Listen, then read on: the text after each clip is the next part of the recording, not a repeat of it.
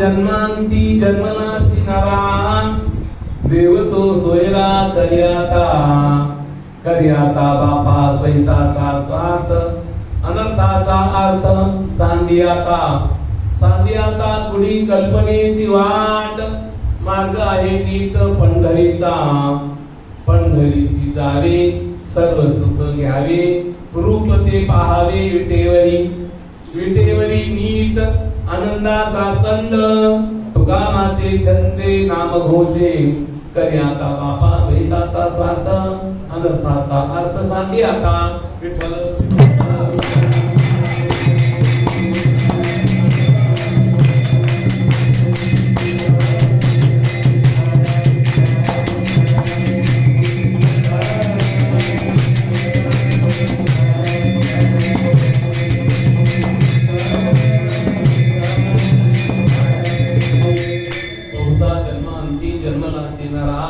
देव तो सोयरा करियाता बापा स्वहिताचा स्वार्थ अनर्थाचा अर्थ सांडियाता नमस्ते पुरुषाध्यक्षे नमस्ते भक्तवत्सल नमस्ते लोकनाथाय नारायण नमस्ते राजाधिराज भगवान श्री पांडुरंगराय विश्वसंत श्रेष्ठ श्री ज्ञानदेव महाराज आणि तुम्हाला सज्जनांना मोठ्या प्रेमाने नमस्कार करतो. कारण का आम्ही थक्की बांधली मंडळी तिकडून आलो, मला वाटलंय किती थकतात आणि किती नाही, तर मला किती कीर्तन करायची उत्साह वाटतो का नाही.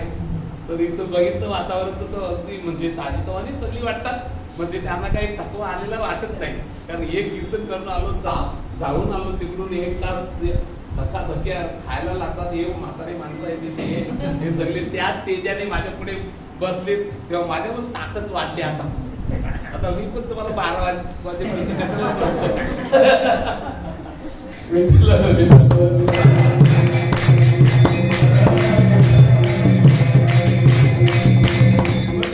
तासाला जरी आम्ही जाऊन काही खायला मागितलं तर आम्ही द्यायला तयार.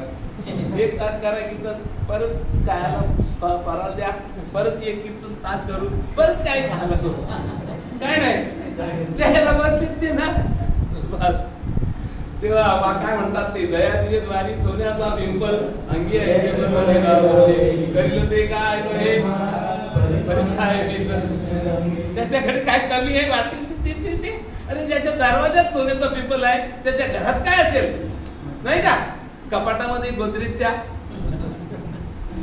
दरवाजात सोन्याचा पिंपल काय घ्यायची गोष्ट. सोन्याचा पिंपल थोडस सोनं आपण आज आपल्याजवळ ठेवतो तर आपण कपाटामध्ये दुसरी पेटीमध्ये दुसरी डबी, त्या डबीमध्ये फक्त सोना ठेवतो. इतक्या आत ठेवायला लागतो. तर त्याच्या दरवाजात सोन्याचा पिंपल आहे. तर मग आत काय असेल, किती किमती वस्तू असतील नाही का. तेव्हा ते द्यायला तयार आहेत. मला खूप बरं वाटलं, म्हणजे ही सगळी मंडळी एकदम प्रसन्न वाटतात आणि एकदम जसं आनंदी दिसतात.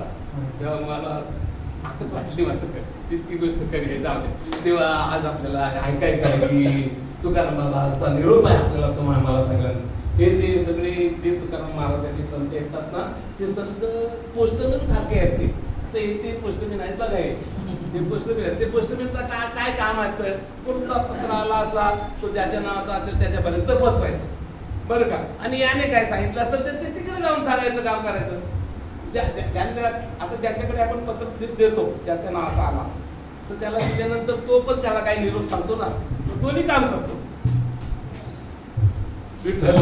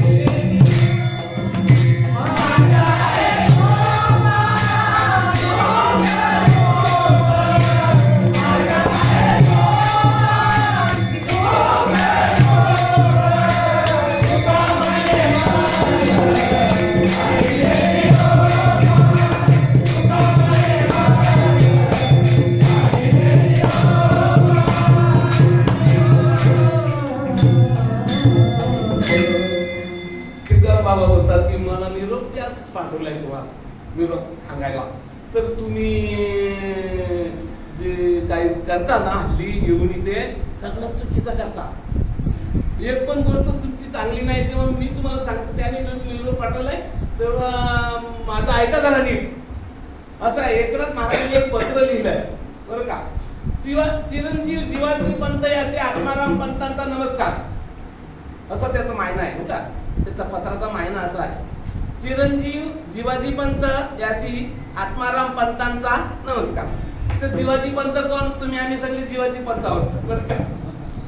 आणि आत्माराम पंत कोण? ते जे बंसरीवाले आहेत ना ते, त्यांचा निरोप आहे. चिरंजीव जीवाजी पंत याची आत्माराम पंतांचा नमस्कार. तुम्हाला देहगावचे ठाणे दिले आहे, तरी ठाण्यामध्ये सावधपणे वर्तणूक करणे असं आहे. चोरी लबाडीत न करणे असं लिहिलंय. पत्र पाहिजे तर मी तुम्हाला देतो आहे, मी बोलत नाही, त्याने लिहिलंय ते बरं का. शांती क्षमा दया असू द्यावी असं आहे. ज्ञान वैराग्य भक्ती हे यांना तुम्ही काम द्या. तुम्ही ते चुकून बसला आणि काम क्रोध लोभ यांना कामावर ठेवलेत, त्यामुळे देवगावची सगळी आबादी नष्ट होण्याची भीती झालेली आहे. तरी आमचा जो काही तुम्हाला निरोप आहे ते निरोप तुम्ही पाळा आणि तुम्ही चांगल्या प्रकाराने आचरण ठेवा. हे जे काम क्रोध जे आहेत ना कामगार हाकलून द्या त्यांना. असं आहे, ज्ञान भक्ती वैराग्य यांना कामावर रुजू करा बस. एका जनार्दनी पत्र त्याप्रमाणे हा जो पत्र तुम्हाला आलेला आहे तो चुकीचा आहे. कारण का जर चुकीचा नसता तर आपण सुखी असतो ना. सुखी नाही आपण. मी बघतो सगळ्याकडे ती करोडपती बघतो, सगळी मोठी मोठी माणसं बघतो आमच्या जीवनामध्ये. ते आले, आम्ही आहोत लहानपण संबंध पोट्यांचा भरपूर आला, त्यामुळं ते तडफडताना दिसतात आम्हाला.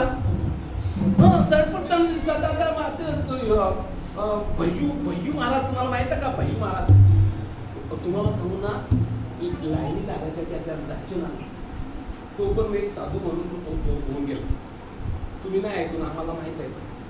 इतका मोठा, इतका म्हणजे त्याला महत्व वाढलं होतं की त्याच्या दर्शनाला विठ्ठलाच्या दर्शनाला जेवढी लाईन नाही तेवढी त्याच्या दर्शनाला लाईन लागायची. तो सुंदर पण होता आणि नावात गाजला गाडी तो. पण त्याने विष खाल्ला. का विष खायला लागला त्याला? त्याचा अर्थ तो चुकीचा वागला म्हणून त्याला विष खायला लागला. चुकीचं वागले ते विष खायची काय जरूर पडली? मागे एका आमदाराने विष खाल्ला का त्याला पैशाची कमी होती तरी पण त्याला विष खायला लागला. एका इंजिनियरने विष खाल्ला, आलोट पैसा पण विष खाल्ला, मी लागेल. मरायला लागतं का?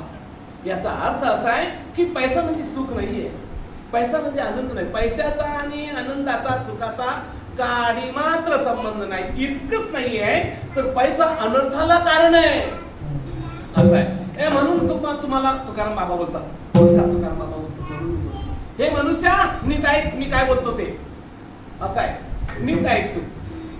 एवढी वर्षे गेली, एवढी युग गेली, तुमची लग्न झाली, तुम्ही सोयरे केले बरं का. तर ते सोयरे तुम्ही चुकीची केली. असं आहे, सोयरा कसा असला पाहिजे? सोय जाणेल तो सोयरा. बोला तुम्ही, बोला तुम्ही, आता बोलला तर तुम्ही सगळ्यांनी बोलायचं. सोय जाणेल तो सोयरा. इथे सोय नाही झाली ते काय नाही, तेव्हा तुम्ही आम्ही ना चुकीची सोयरी करतो. सोयरा कसा असला पाहिजे? आपले विचार चांगले जर असतील तर आपल्या विचारांचाच तो सोयरा पाहिजे.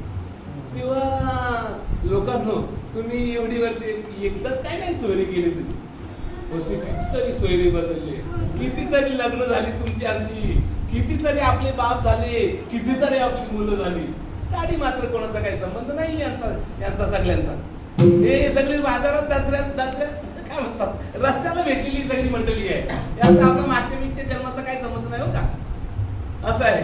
तो अभिमन्यू जेव्हा मरण पावला ना तेव्हा अर्जुन फारच रडायला लागला. इतकी रडायला, इतकी आक्रोश केला त्याने. ते लाडलाचा पोरगा होता आणि वीर पण होता ना, तर त्यामुळे अर्जुन फार रडायला. तेव्हा मला काय माझ्या पोराचं तोंड दाखवा असं. तर देवाला वाटतं याचा भरम अजून गेला नाही, की गीता सांगितली तरी याचा भरम अजून चालूच आहे. तो पोराला माझच बोलतो.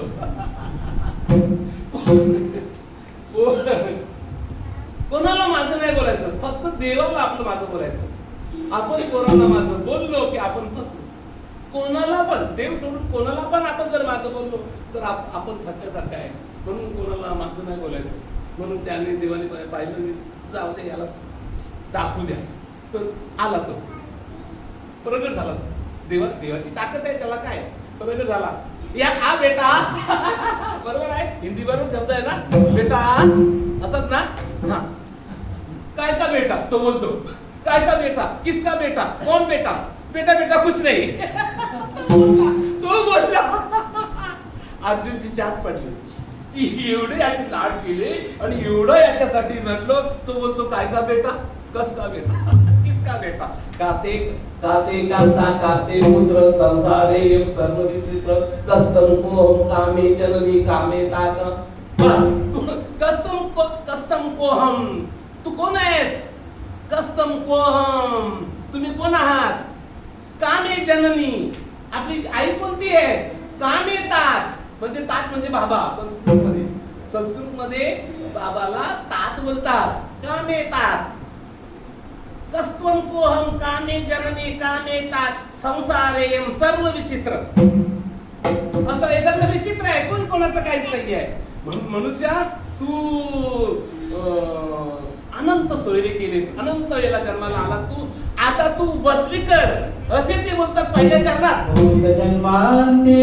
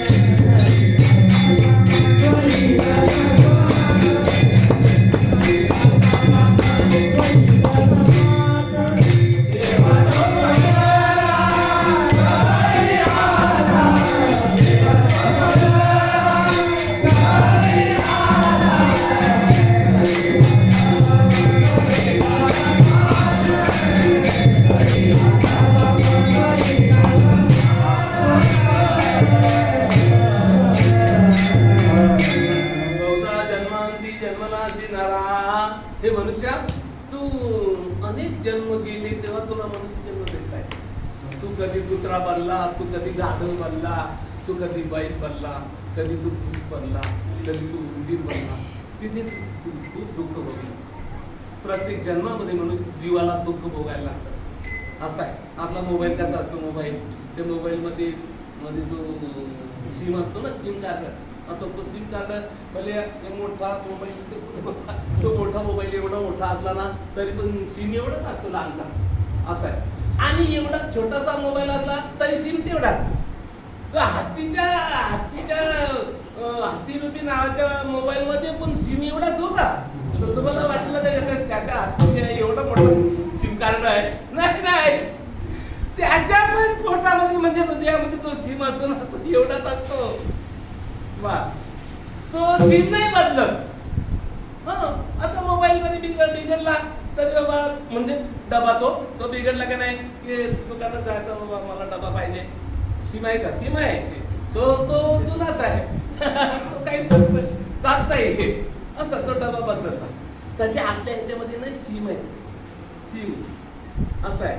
जर आपण चांगलं आचरण जर केलं तर आपल्याला चांगला डबा भेटेल.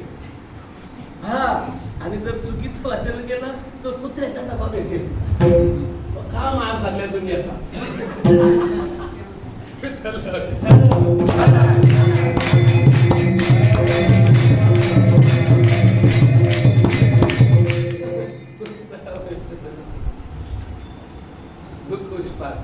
गाढवाचा डबा भेटतच बोलूच नका. खंती ते नटना ओरे गाढव ओरे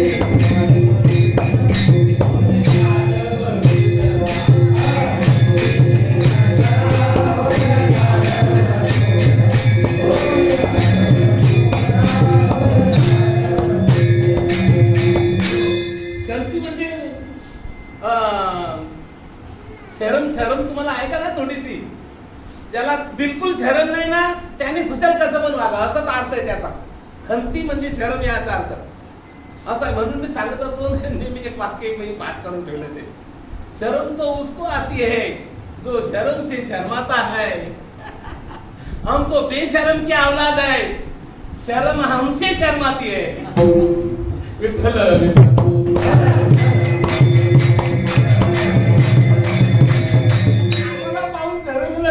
वाटते की कशाला आले म्हणून म्हणून सांगतो आपण बरं का. तो आता तो हा डबा गेला की नाही, जर चांगला आचरण केलं तर चांगला डबा भेटेल. असं ब्राह्मणाच्या घरात सुचिनम श्रीमंतांगे योगभ्रष्टोभी आहे बास दयाच्या कुली चिंता झाली ईश्वराची पतिव्रता जे जे ग्रह देवता आदी रीती असे म्हणतात. त्यांचे महाराज म्हणतात बरं का. सुचिनम चांगलं आचरण केलं की काय म्हणतात का, सुचिनम श्रीमतांगे योग भ्रष्टोभी जायते. शुद्ध घराण्यामध्ये, पवित्र घराण्यामध्ये, श्रीमंतांच्या घराण्यामध्ये किंवा राजेश्वरांच्या घराण्यामध्ये त्याचा जन्म होतो. बस जया ते सत्यदूत बोलीजे. सत्यदूत म्हणजे लोकांना समजावण्याकरता आलेलं ते. देखावे ते देखीजे शास्त्रदृष्टी जे पाहतं ते शास्त्रदृष्टीने पाहिजे. अशा घराण्यामध्ये त्याचा जन्म होतो. आणि जर चुकीचं आचरण केलं, चुकीचं जर वागलो जर आपण, तर गाढवणाच्या डब्यामध्ये आपल्याला फिरायला लागेल असं आहे. म्हणून हे मनुष्य मी तुला सांगतो ऐक नीट. मागे अनेक जन्म आपले तुमचे आमचे गेले. आपण चांगला परमार्थ नाही केलं, आपण देवाचं भजन नाही केलं, चुकीचं वागलो, विषयांच्या नादाला लागलो आणि सगळं जन्म बरं का व्यर्थ करीत करीत करीत करीत करीत करीत आपण आलो. कधी गाडो घोडा बैल सगळं काही बनलो. मी सांगत नसतो नेहमी बरं का की एकदा सीता माता भगवान प्रभू रामचंद्राला जेवण वाटत होते असं. तेव्हा त्यांना हसायला थोडे हसते ते. म्हटले सीता माता बोलल्या मध्येच कशी का हसते, तुला काय करायचंय का, तुम्हाला जेवायला वाट जेवायला वाट म्हणजे काय, एवढी मोठी ब्रह्मांडाची राजी तुम्ही आणि मी जेवायला वाटते, तुम्ही मध्येच हसलात बोलला म्हणजे त्या हसण्याला काय किंमत आहे की नाही. काय तर मध्येच कोण असतो, एकतर मेंटल माणूस असतो. इथला मधला ज्याचा रिकामा आहे ना तो मध्येच असतो, काही कारण नाही. तो काय असला तो काहीच नाही माहित, मेंटल तो आहे. एकतर काही सांगणारा विनोदी माणूस असेल तर ते वाचायला येतं ना. इथे विनोद नाही काय नाही, मी जेवायला वाटते तुम्ही जेवायला बसता तर तुम्ही मध्येच असले म्हणजे याला काही कारण असलं पाहिजे ना. एवढे मोठे माणसाने हसायचं म्हणजे तेव्हा ते बोलले तुला पटणार नाही ते. कसं नाही पटेल सांगा. तेव्हा तिथे एक मुंगल्यांची लाईन लागली होती मुंगल्यांची. तेव्हा ते बोलले तो मोठा मुलगा आहे ना तो मागच्या जन्मामध्ये इंद्र होता असं काय तुम्ही बोलता. म्हणून मी तुला सांगत होतो तुला नाही पटणार ना ते. बायकांना पटत नाही ना चांगलं असं आहे. चांगलं किती पण सांगा त्यांना ते पटणार नाही. ज्यांना चुकीचं असेल ना ते त्यांना पटत. इथले नाही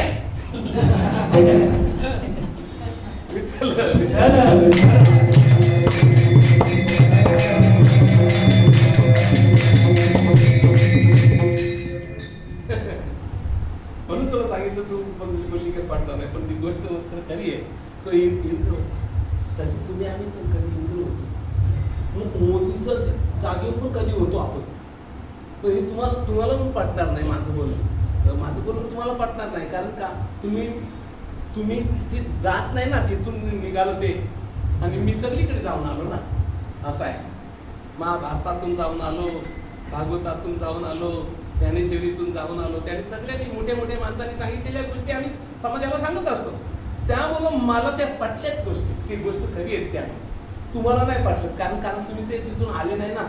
पण मी सांगतो तर माझ्यावर विश्वास ठेवून जर राहायला चांगलं होईल, मग तुम्हाला जास्त हेलपटा नाही लागणार ना, कारण मला तर ही फेरी घालायला लागली ना सगळे, तेव्हा ते मला तेवढं माहित झालं. तुम्हाला फेरी घालायला पण नको, नुसतं मी सांगतो ते ऐकलं तर काम झालं नाही का, असं आहे. म्हणून मी सांगत असतो 1000 श्लोक मी लिहिले ते ग्रंथामध्ये, त्या ग्रंथामध्ये 1000 ते 1000 श्लोक लिहिण्याकरता मला किती कष्ट झाले असतील, भयंकर कष्ट झाले. कारण का हजारो पुस्तकं वाचली, त्या हजारो पुस्तकातून अशा प्रकारचे श्लोक, चांगले चांगले श्लोक मी लिहून ठेवलेले आहेत. ते म्हणजे तुम्ही तर नाही वाचू शकत, पण ज्याला इच्छा असेल त्याने ते वाचली तर त्याला खूप बोलता येईल ना, चांगला पंडित बनेल ना तो. म्हणून माझं म्हणणं अशा प्रकारचं आहे. संत सांगतात ना, संती सांगितले ते केले जतन,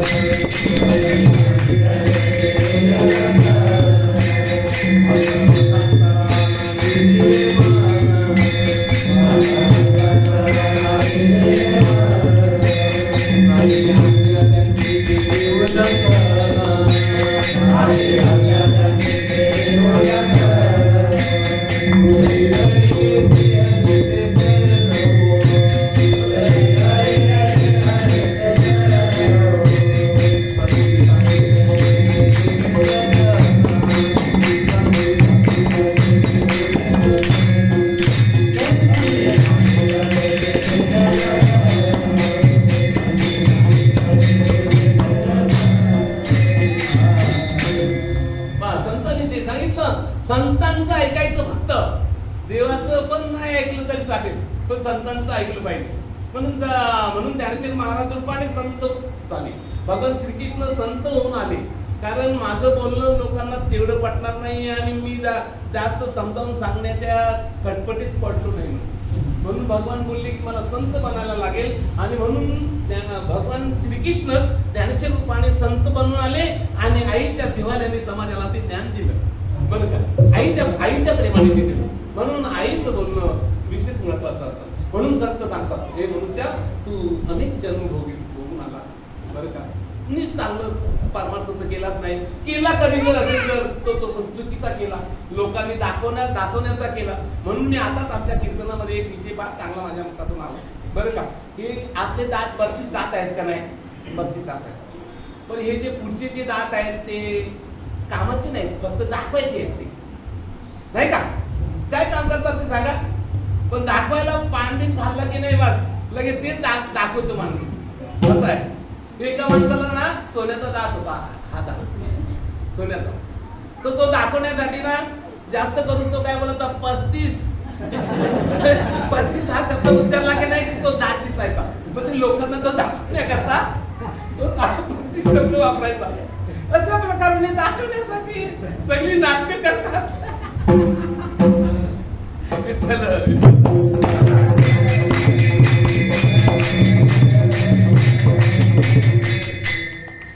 या दाताचा काय उपयोग आहे का? काही जेवायला बसल्यानंतर हे आतली दात काम करतात, मस्त आहे, टेस्टी. कसं आहे, करंज्या कशा आहेत काय सांगू, करंज्या याने आम्हाला परवादिवस करंज्या दिली होत्या किशोर फार चांगल्या टेस्टी करंज्या होत्या. अरे पण आतल्या दाताने सांगितलं म्हणून ना या पुढच्यांना काय समजतं, पण हसायला तेच पुढे पुढे, हा सांगायला काय बोलायला झालं तर तेच पुढे पुढे. तांबुले तांबुले हात तांबुले दात दावून मग चना गरमिरू बोल देणे. तांबूल म्हणजे पानपट्टी, बर का, बनारसी पान खायचा असं आहे. आणि मग खाल्ल्यानंतर मुद्दाम तर लाल लाल तोंड दाखवायला नाही करता, असं असं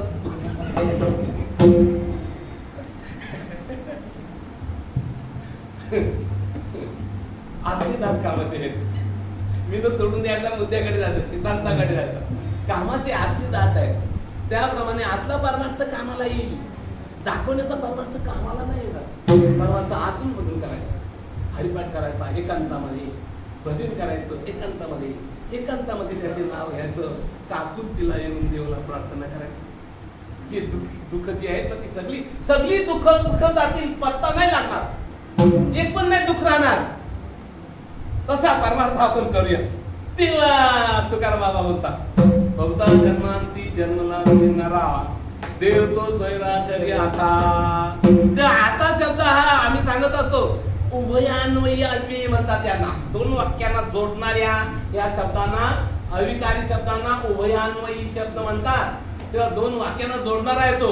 हे मनुष्या, तू अनेक सोयरे केलेत, कधी कितीतरी सोयरे केले, कितीदा केले, पण ते जाऊ दे, तू दुःख तुझं गेलं नाही आहे. तेव्हा आता तू सुखी होण्याकरता देवाला सोयरा कर. देव तो सोयरा करियाला. तेव्हा सोयरा करायचा म्हणजे काय करायचं? तर देवाच्या पोराला आपली पोरगी द्यायची का देवाची पोरगी आपण करायची, असं आहे. आता अर्जुनाने नाही का देवाची बहीण केली होती, असं आहे. मग तो देवाला तो साम नावाचा पोरगा होता. तो सांबाने घरवाली अनिरुद्धाची घरवाली एकदम दूर राहिली आणि त्यांचं फार मोठी लढाई झाली. की असे सोयरे काय कामाचे, बाणासुराचे. असे सोयरे ना या नाही बद्दल सोयरीला सांगितलं.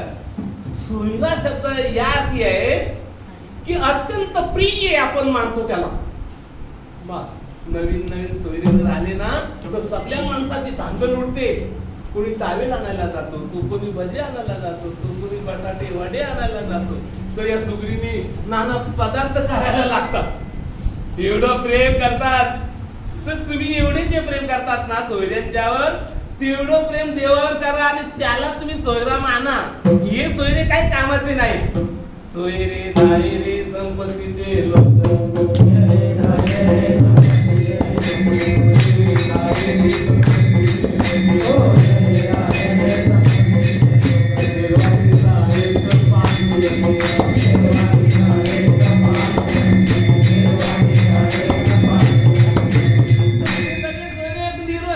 कामाचे नाहीत काही, आहे तोपर्यंत स्वार्थासाठी आहे, संपत्तीसाठी. जोवरी चलन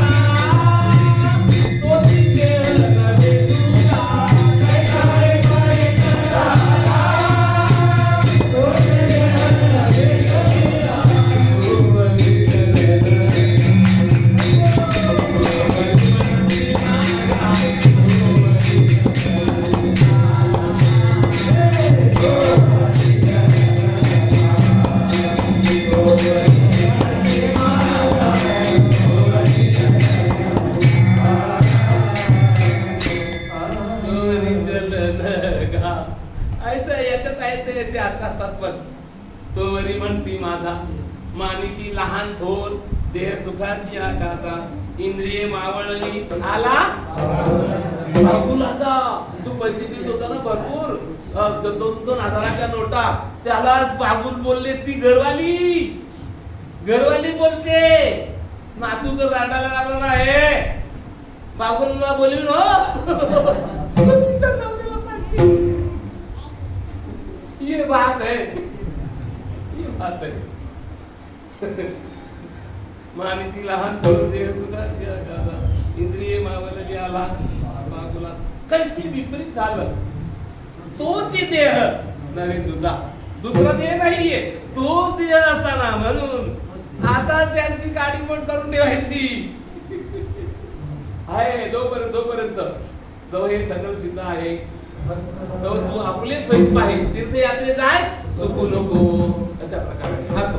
तेव्हा काय बोलतात तो कारण बाबा बरे. मग बहुता जन्मांती जन्मनासी नरा देव तो सोयरा करी आता. देवाला तू सोयरा कर. जसं तू नवीन सोयऱ्यांना आणि आपलं जसं जितकं प्रेम असतं तितकं प्रेम तू देवावर कर. आता कर. एवढी वर्षे, एवढी युग गेली, एवढे अनेक जन्म गेले, तेव्हा तू देवाला नव्हता सोयरा केला.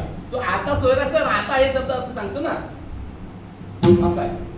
मी तुला सांगू का, तुझ्या हिताच्या संबंधाने काही विचार कर, असे ते बोलतात. करियाता बापा स्वहिताचा स्वार्थ, करियाता बापा स्वहिताचा स्वार्थ, करियाता बापा स्वहिताचा स्वार्थ, करियाता बापा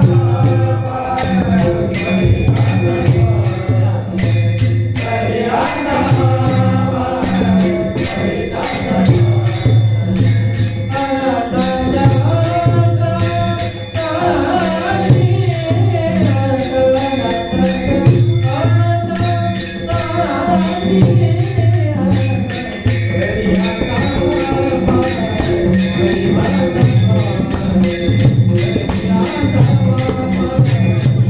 स्वार्थ.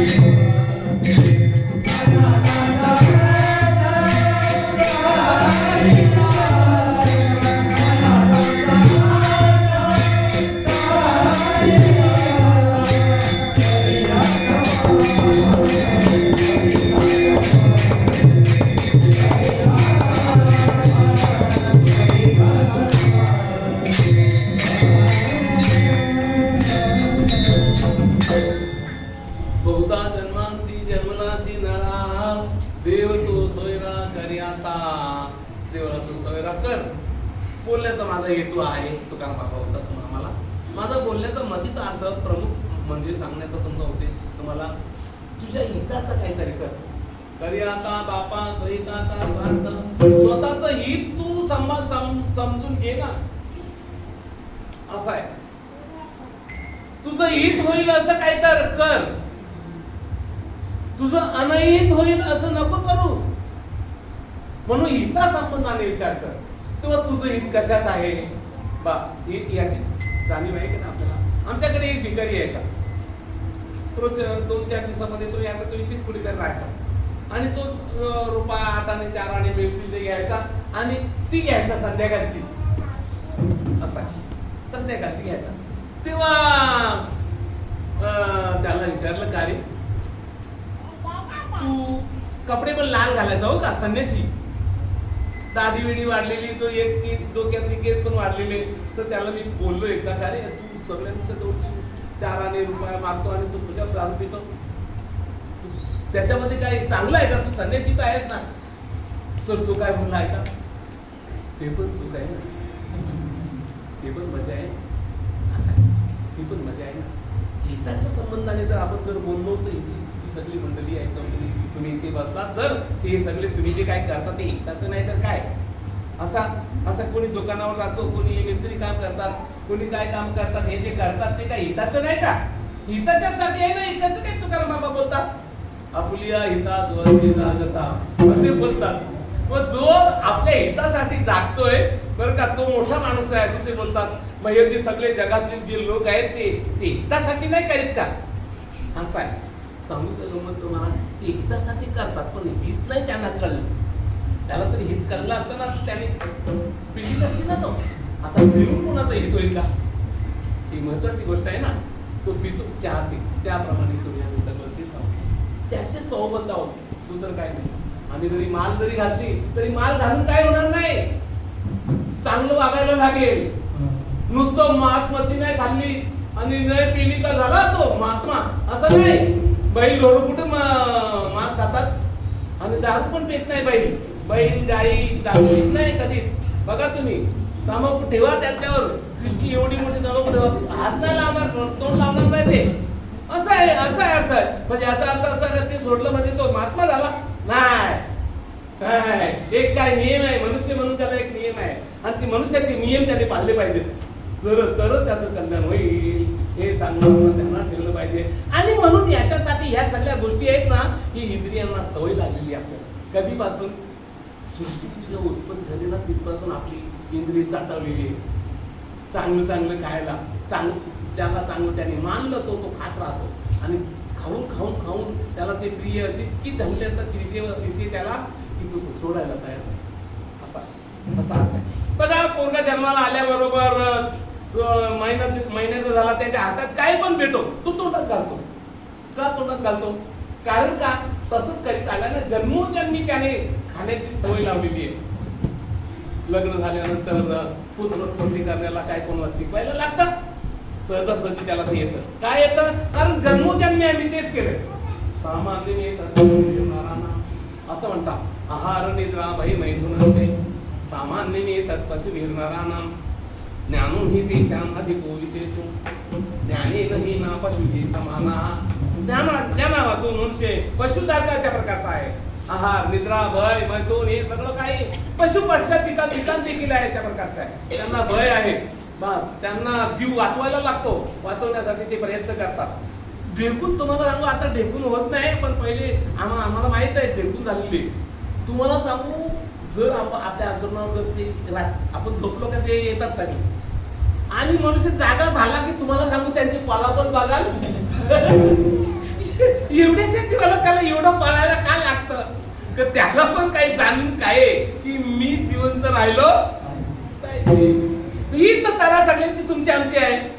जगण्यासाठी वाटेल ते करतो. हे औषध दे ते औषध दे त्याला विचार भगत हात वगैरे सगळं काय करतो. जगण्यासाठी सगळे प्रयत्न करतात पण ते कमी काही चालणार नाही असा अर्थ आहे. म्हणून हे मनुष्य इथं मंडळी काय विचार कर करी आता बापा स्वतःचा स्वार्थ कर.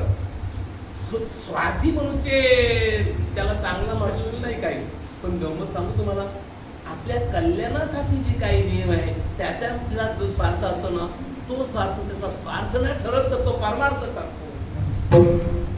परमार्थ करतो ते देऊल नव्हे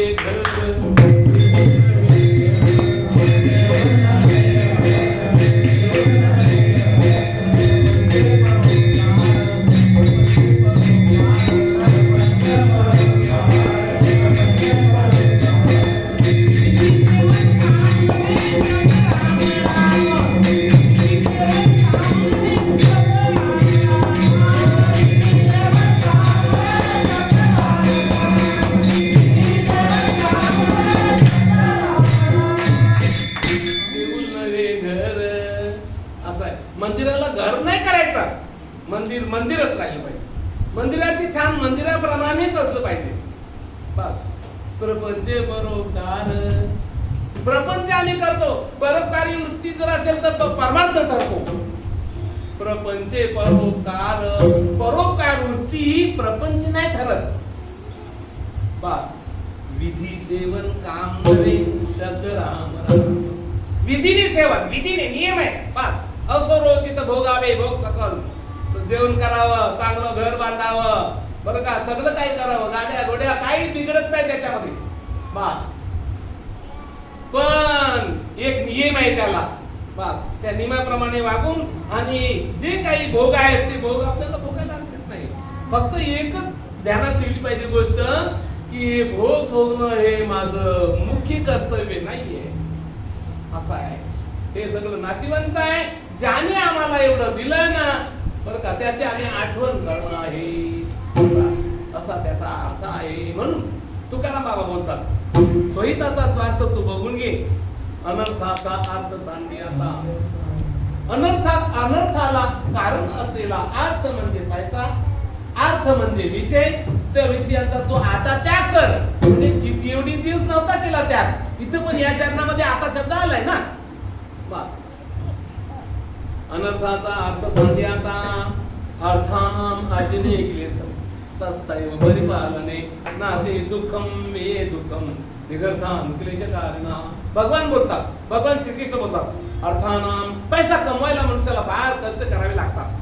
अर्थानाम अजने क्लेश तस्तैव परिपालने ते पालन करण्याकरता रक्षण करण्याकरता जास्त त्रास होतो माणसाला.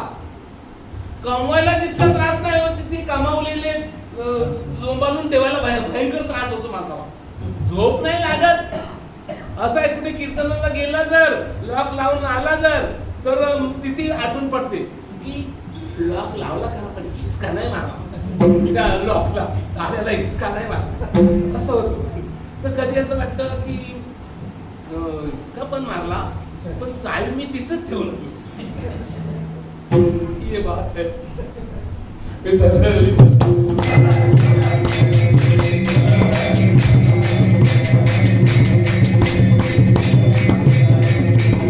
म्हणून हे मनुष्य मी काय सांगतो ते नीट आहे. आणि एवढी वर्ष एवढ्यापर्यंत तू जो आलास ना ती चुकीच्या रस्त्याने तू चालत होता. तो चुकीचा रस्ता सोडून दे आणि पंढरीच्या रस्त्याला लाग. सांडी आता कुडी आ कल्पनेची वाट सांडी आता कुडी आ कल्पनेची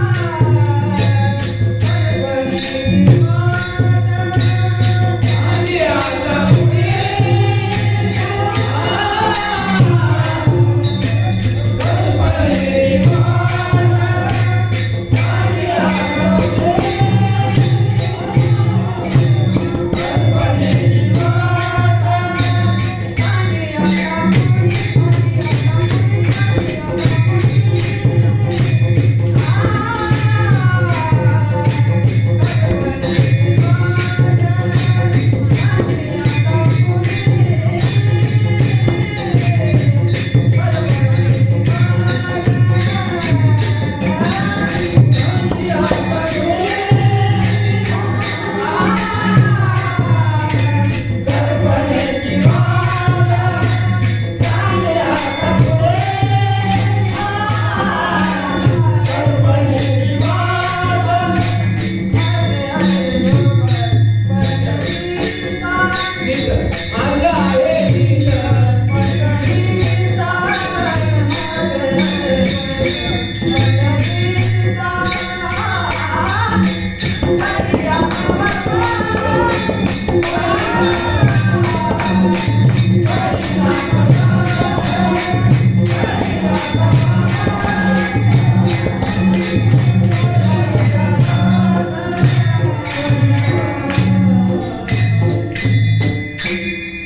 सांडी आता कुडी कल्पनेची कल्पनेची वाट मार्ग आहे नीट पंढरीचा.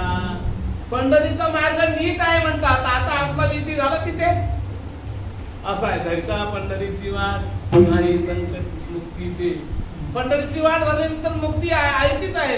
पण आम्ही सगळे पंढरपूरला बऱ्याचदा गेलो तर मुक्ती काही भेटली नाही आम्हाला. मोक्ष नाही भेटला.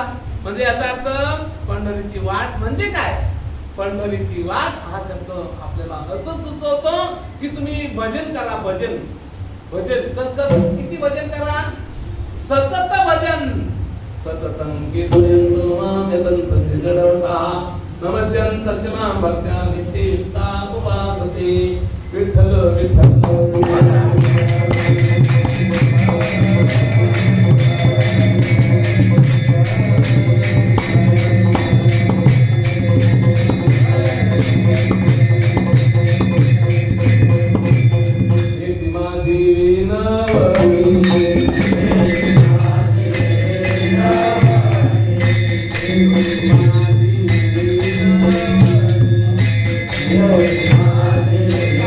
Yeah.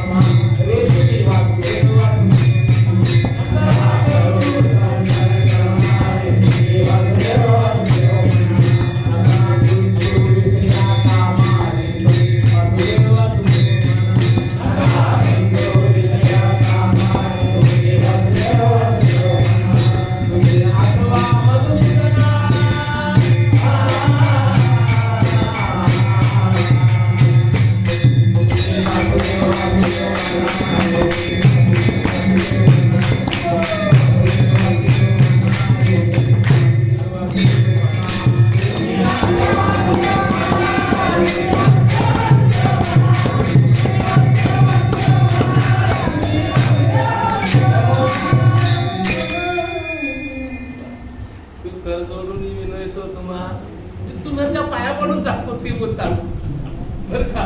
एक नाही महाराज बोलतात तुमचे मी पाया पडतो तुम्ही वासुदेव बोलला म्हणजे देवाचं नाव घ्या.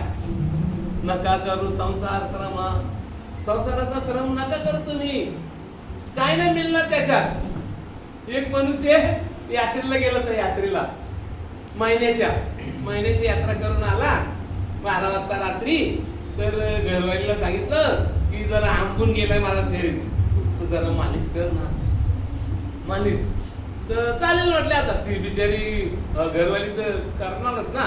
तर तू मालिश तुम्हाला सांगू केली तिने आणि सकाळी सुजला गडी सुजला झालं काय मालिश केली तर उलट तरतरी यायला पाहिजे ना.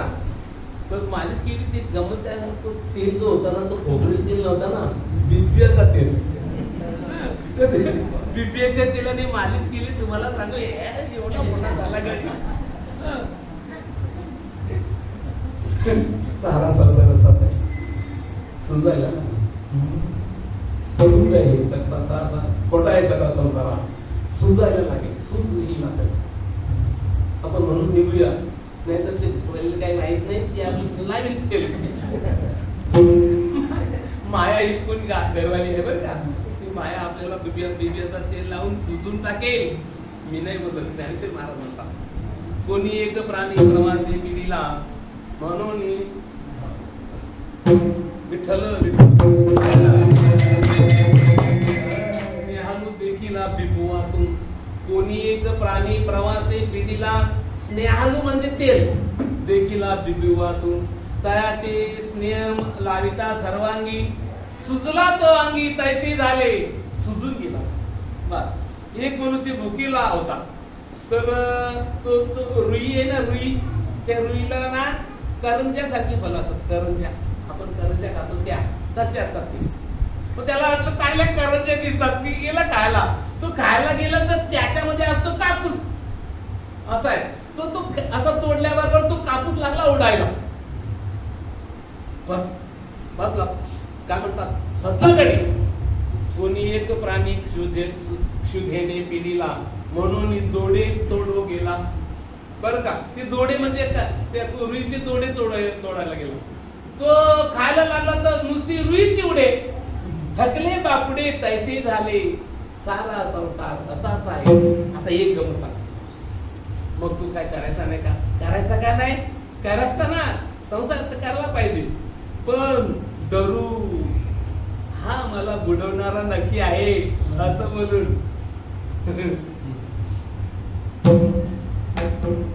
वारकरी निघाला पंढरपूरला जायला. कोट पीठ झालं ना एकदम तुम्हाला सांगू अद्भुत पैसे श्रीमंत होता ना तो. दुसरा एक एसटी स्टँडला भेटला एक त्याचा पण कोट पीठ सांगला. नमस्कार नमस्कार कुठे चालू म्हटले पंढरपूरला. तो सावकार बोलतो. तो दुसरा आला तो म्हणजे मी पण पंढरपूरला चला बरोबर एकामेकाला साथ झाली. असं आहे आता 15 दिवस लागतात 22 दिवस लागतात ना वारीला असं. तर तो काय करायचा तो चोर तो कोटपीट घातला होता ना तो हा सावकार होता तो चोर होता. तो झोपायची त्याने पाल्या लावल्या. बरं एकाने अगोदर झोपायचं दुसऱ्याने नंतर झोपायचं. विठ्ठल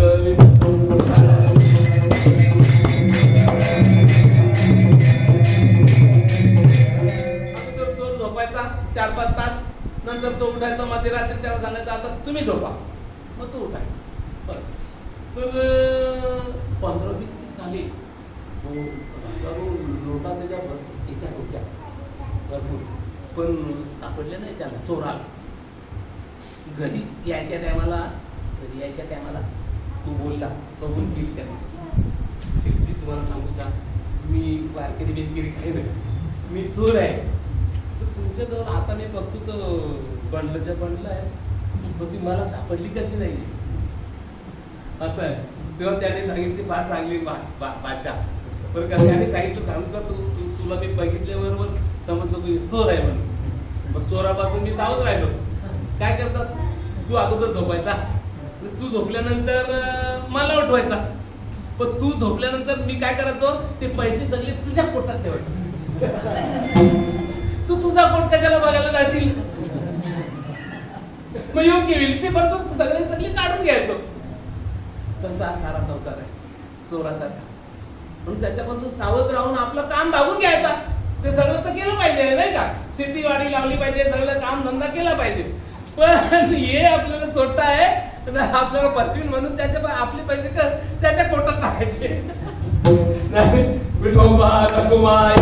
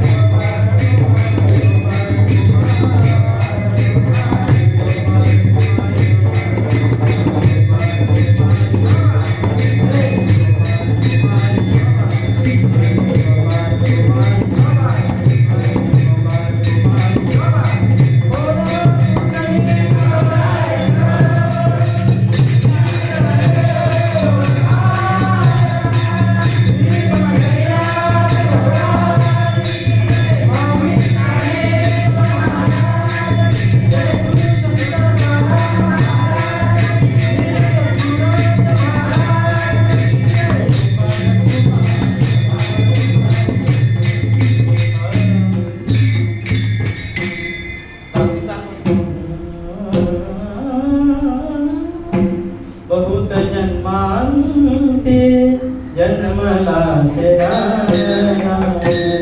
बहुत जन्मांते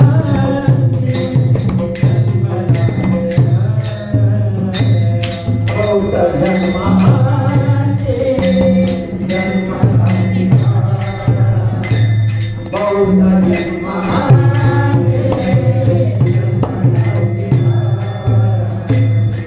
देव तू सोया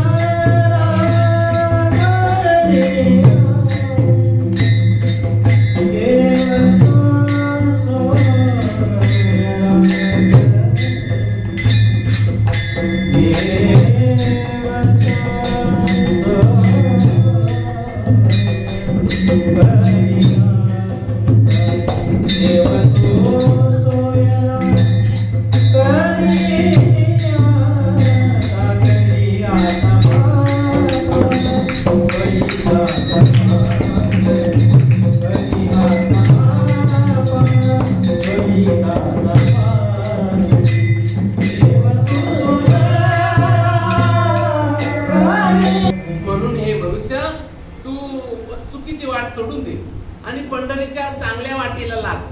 तेव्हा पंढरी हा शब्द जो आहे ना, तो परमार्थ वाचक शब्द आहे. भगवत भजनाचा प्रबोधक तो आहे शब्द.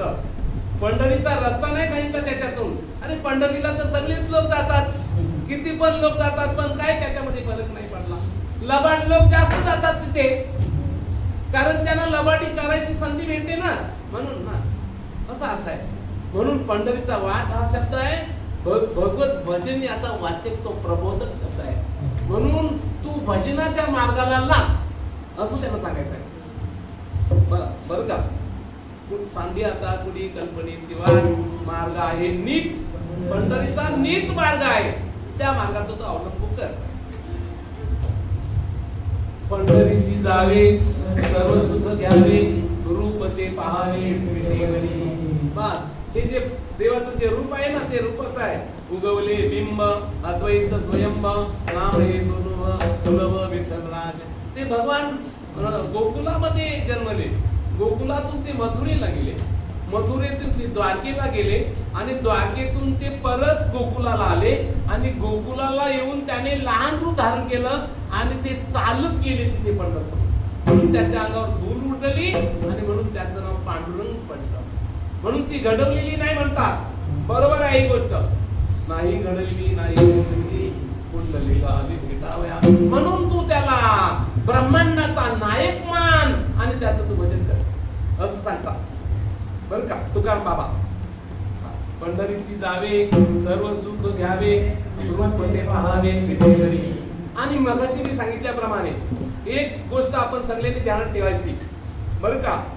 एकदम अडाणी मनुष्य आमचे गोळक, त्या गोळकाच्या मुखातून शब्द काही नाही त्याने केलं भजन कीर्तन काही केलं नाही, पण त्याच्या अंतःकरणामध्ये एक वाक्य फार चांगलं त्याच्या मुखातून निघालं. तो म्हणतो सगुण निर्गुण नेणे काही, परंतु तो देव असे माझ्या हृदय. देव म्हणून कोणी या जगामध्ये एक वाच्यता आहे आणि तो देव माझ्या हृदयात आहे. जडत्व असे देहाचे ठाई, तो जड देह पाहि तो वागवीत अशी ती गोष्ट. हा चांगला शब्द आहे, हा चांगली वाणी आहे त्याची. मला काही ज्ञान नाहीये, मी काही शिकलो नाही, काही नाही, पण माझ्या हृदयामध्ये तो आहे. हे जड देह ज्या अर्थी चालतं त्या अर्थी तो त्याचा नियंता आहे माझ्या हृदयामध्ये. मग इतका ब्राह्मणाचा राजा जर नियंता माझ्या हृदयामध्ये आहे तर त्याच्या इज्जतीप्रमाणे आपण राहिलो पाहिजे का नको? कसं पण राहायचं इथे. देव इथे जवळ असताना देखील आम्ही लबाड बोलायचं, चोऱ्या करायच्या, वाटेची चुका करायच्या, कुठली अक्कल आहे? म्हणून एक गोष्ट आपण त्यांना ठेवली पाहिजे. त्या गोरकासाठी चांगलं वागूया, चांगलं आचरण करूया, परमात्मा नक्की कल्याण करेल. ही गोष्ट आपण पुराशी बाळगून जगलो पाहिजे.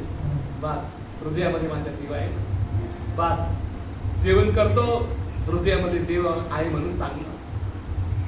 आम्ही अमुक ठिकाणी गेलो होतो, तो मंदिर बघितला, डोळ्याचे पारणे पेटले. ते डोळ्यांना सुख देण्याचं काम देव हृदय आहे म्हणून. हृदयामध्ये देव आहे म्हणून चांगलं ऐकतो, हृदयामध्ये देव आहे म्हणून चांगलं खातो, हृदयामध्ये देव आहे म्हणून आम्हाला गोड बोलता येतं, हृदयामध्ये देव आहे म्हणून आपण कुठे पण चालून जातो, हृदयामध्ये देव आहे म्हणून हाताने टाळी वाजवणं, हाताने जेवण करणं, हे सगळे हृदयामध्ये तो आहे इतके त्याचे उपकार आहे. म्हणून आपण ते जाणून आपण जमलो पाहिजे. बस विटेवरी नीट आनंदाचा कंद, आनंदाचा कंद येतो बरं का. कंद कशाला म्हणतात बरं का? जिथून तो झाड उगवतो बरं का. पण आपण करंद लावतो, करंद लावल्यानंतर वर जातो, तुम्हाला सांगू हजारो करवंदे त्याला लागतात, मोठा त्याचा विस्तार होतो. पण त्या सगळा विस्तार जो आहे ना तो त्याच्या कंदात आहे. त्याप्रमाणे जगामध्ये जेवढे म्हणून आनंद आहेत ना तेवढे आनंद तो पंढरपूरला उभा राहणाऱ्या विठ्ठलाच्या ठिकाणी आहे. म्हणून त्याच्याशी संपर्क जोडला पाहिजे. ज्ञानेश्वर